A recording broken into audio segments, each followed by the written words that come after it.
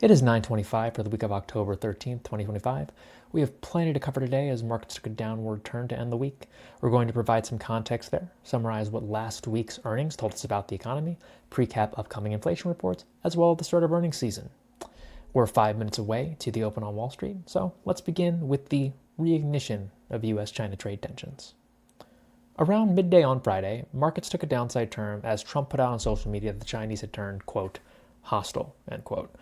This was in response to the Chinese tightening export controls on rare earth minerals that are integral to a number of industries, including traditional defense, technologies, EVs, solar panels, pretty much anything that requires a magnet.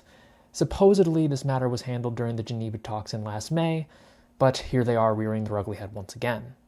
For the most part, everything's stock fell on the news. However, it is worth pointing out there were a few winners, most notably is a company by the name of MP Materials, ticker symbol MP. I'm going to throw the chart up for you. If I understand correctly, this is the only rare earth mineral miner and refiner in the United States.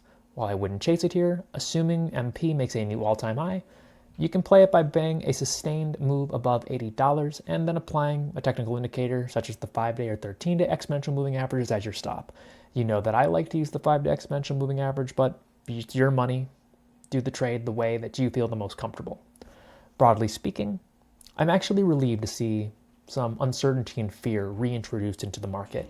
Markets don't top on bad news, the same way that they don't bottom on good news. Think about it. In October 2022, we bottomed on a CPI print north of 8%. In my opinion, price action these past few weeks was getting frothy, and while you can make an argument the froth was somewhat contained, it's moments like these where a little air comes out of the market that actually elongate bull markets by ensuring they don't overheat. Don't get me wrong, it sucks and can be scary going through these single-day 2 to 3% declines, but understand they are a feature of the stock market and not a bug. So let's turn our attention to inflation for a moment.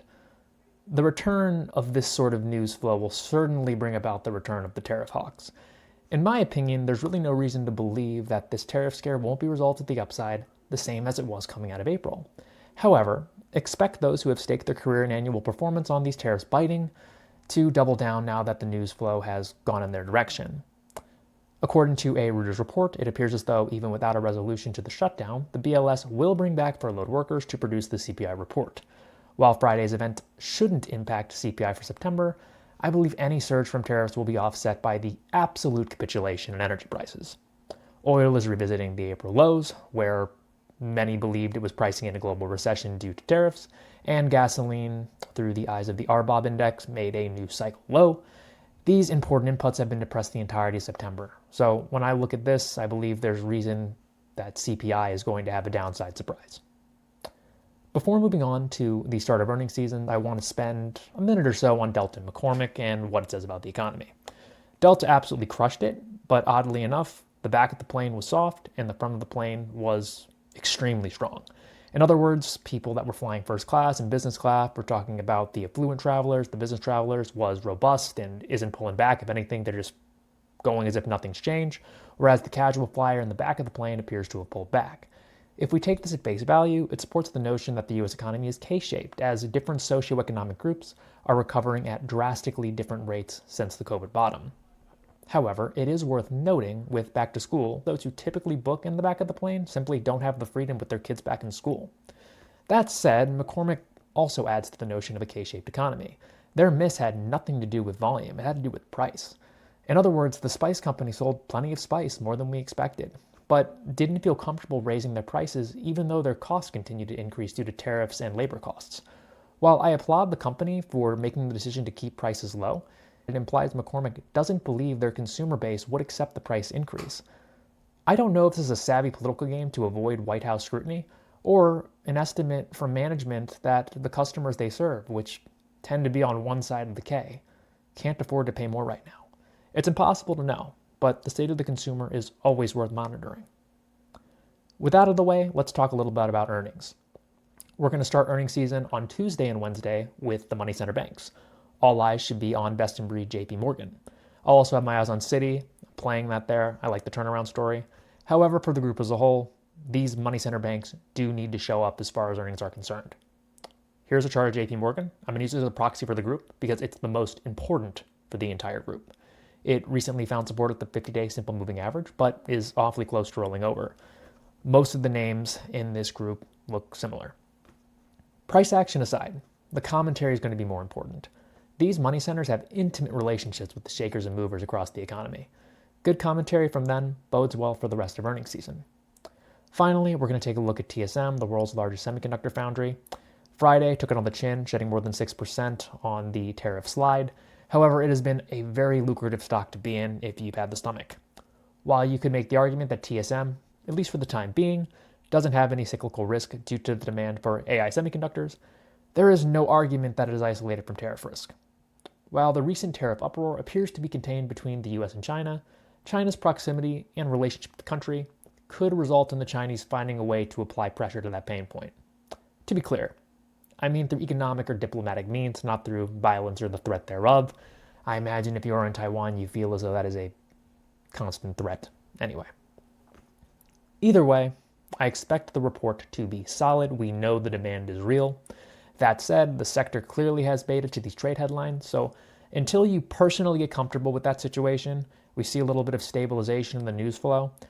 For myself personally, it makes sense to sit this one out regardless of what the commentary is. And that being said, I'm still long, but I'm just not doing anything around the quarter. We'll wrap up with a little bonus. I'm going to go over S&P 500 support levels. Hello, this is future me, interjecting before I go over those S&P 500 supports. The brief this week was recorded on Saturday, prior to Sunday's tweets, where Trump downplayed or revised his stance on the, quote, hostile, end quote, relationship with the Chinese. I expect when futures open in a couple of hours, we're going to see some firmness, some resilience, some bounce, which may make what I go over a little less relevant. However, I've decided to keep that section in because these supports that I list are still these supports.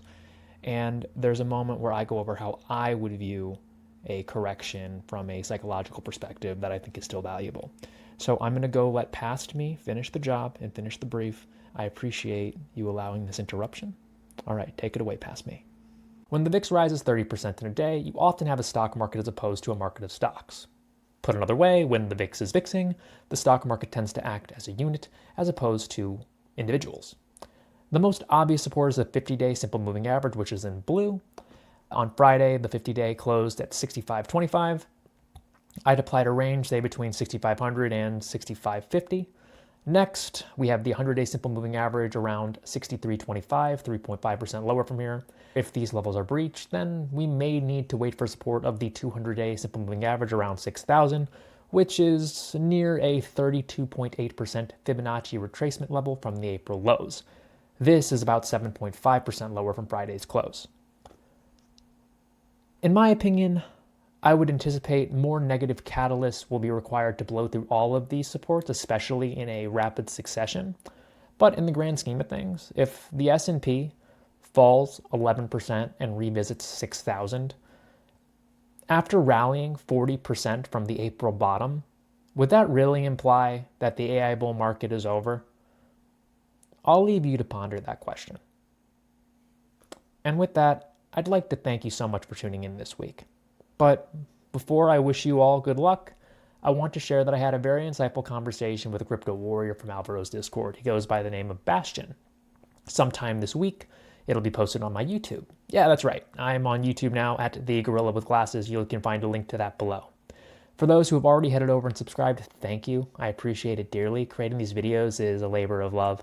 Your support does help keep me going, and if you're watching on YouTube, do me a favor and consider doing the same. Good luck on the markets out there. I'll see you all next week, and maybe sooner, with a conversation on crypto. Goodbye.